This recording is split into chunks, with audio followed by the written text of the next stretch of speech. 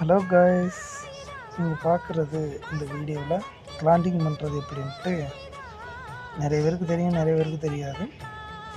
இந்த ஸ்லீவை ஒரு 2 inch லென்த்துக்கு cut பண்ணுவாங்க.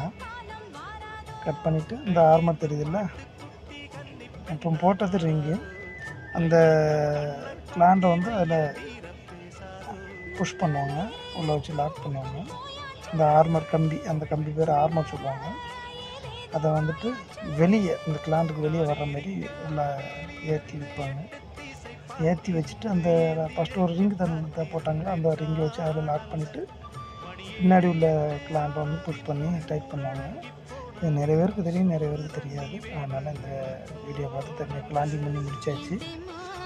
இந்த வீடியோ பிடிச்சிருந்தா ஒரு லைக் பண்ணுங்கள், கமெண்ட் பண்ணுங்கள், சப்போர்ட் பண்ணுங்கள் ஃப்ரெண்ட்ஸ். ஓகேவா?